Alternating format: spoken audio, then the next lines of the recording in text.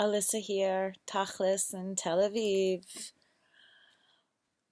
Okay, so last video I talked about this Farrakhan video that bothered me that somebody posted. Um, I don't think I'm being clear because I think I'm playing it safe, and I got a little lecture about playing it safe. I think it's very scary, and I know this sounds strange, but I am a minority here in Tel Aviv, and it doesn't play well. It doesn't play well socially. You're a little bit pushed out, and I've now heard it across the board, and I laugh because I'm just so misperceived, and it's just shocking to me. I have been told I have cursed Israel. I just diss it. I speak so poorly about it. So once and for all, here's the deal. Tachlis in Tel Aviv, it's my page. I created it. My thoughts, what's happening to me, my truth.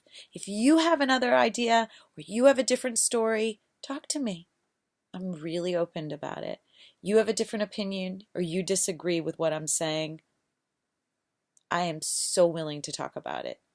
But what I'm putting out is my truth. If you don't like my truth, don't listen to it. But I know that you're watching. You're not always liking. Maybe you're afraid of that too. But it would be great. It would be great for a native Israeli to support what I'm doing. It would be. But if you don't, that's fine too. I don't really care. But I do need to say something because there is a lot of crap on the internet, and I've taken a little break from Facebook because it's bothering me. And I really wanted to put something out there. And the reason I brought up that Farrakhan video and that I spoke about non-Jews living in Israel because it's very, very accepted. It's very, very normal. And they're treated quite well. Actually, better than me and my fellow Olim, the immigrants that have come here. I think that's sort of like everybody likes to play it safe and they have a guilt complex. So, and it's always this thing about like entertaining the foreigner that doesn't live here, making sure everybody loves Israel. And I love Israel big time. I think everybody knows it's my biggest relationship in my life. But I need to say this because it needs to be heard. And I'm going to be coming out with some truths. And the truth is, Black Lives Matter. All lives matter. But one needs to be careful because it was known in 2014, and I'm not one to, this is not a news station. This is about just sort of giving you what I've learned, what I've heard about, what I've read about, what I've asked about, what I've questioned all around me. And then these are my thoughts. Are you aware that Hamas has been partnering up with Black Lives Matter? And that in a lot of these protests, that it is a pushed agenda to put violence against white people? I don't believe in violence against any people. But I'm not going to listen to people diss an election and then just start arguing with each other without really understanding what they are supporting.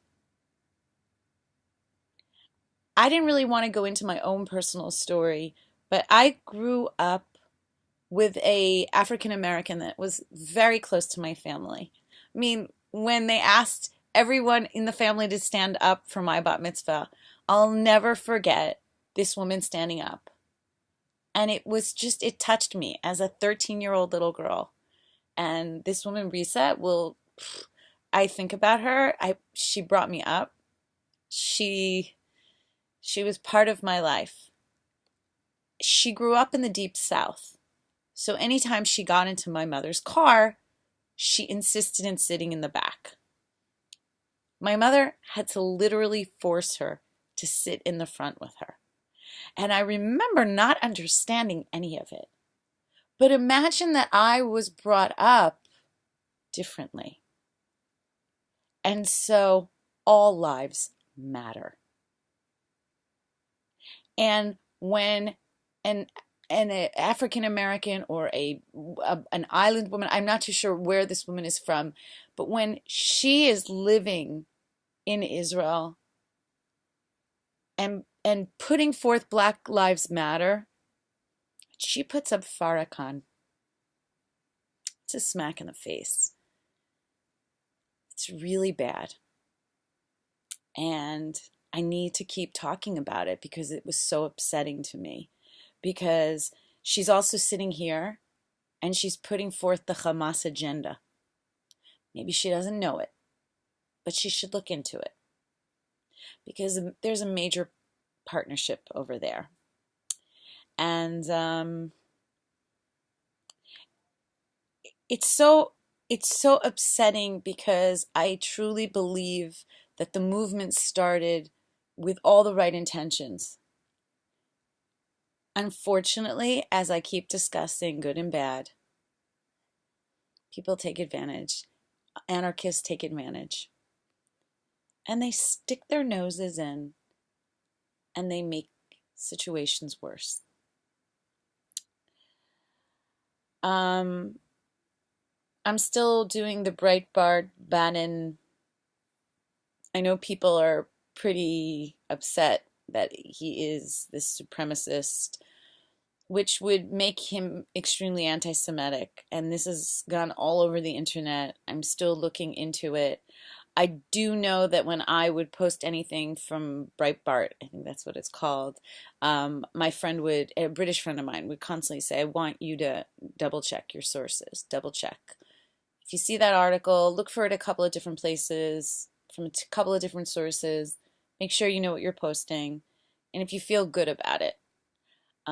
It's really important and it's really fascinating. All of the people that I associate with here in Israel, Anglos, that when we have a tendency to put some information out, we actually check each other. And if one feels we won't necessarily humiliate publicly on Facebook, but we speak amongst each other privately, and it's fascinating. We really, really try our best to get out the honest truth of things. And it's really important for all of us. So let me end on this note because it's been an ongoing rhythm that the reason people don't, like Native Israelis don't want to support me on Tachlis is because I'm saying things that is not good about Israel. Now, for me, and I think anybody that grew up with me and anybody that pretty much knows me across the board knows I am honest. Like, deadly honest. Sometimes I wear my heart on my sleeve. I'm a little too sensitive. But I believe that truth is truth. Meaning if I'm going to talk to you about anything that's going on here, I can also explain to you about my daily challenges. And there's a lot. I'm within a culture clash. And as I get a little bit more confident and more comfortable in discussing some things that are bugging me, you'll hear a little bit more about my daily challenges here. But for now, I leave you with this note that before you post all over the place about everything, understand that 3 words might mean something for you, but the combination and support is really bad. I'm going to go one more step of that. With the Hamas, it was actually the people, it's ISM is connected to the BDS movement, which is the boycott divestment movement, and banning any product made in Israel. It was from certain areas, and then eventually it just became this like overall, let's ban everything from Israel. And as far as we're concerned, fine, do that, because half the stuff you use has been an Israeli innovation.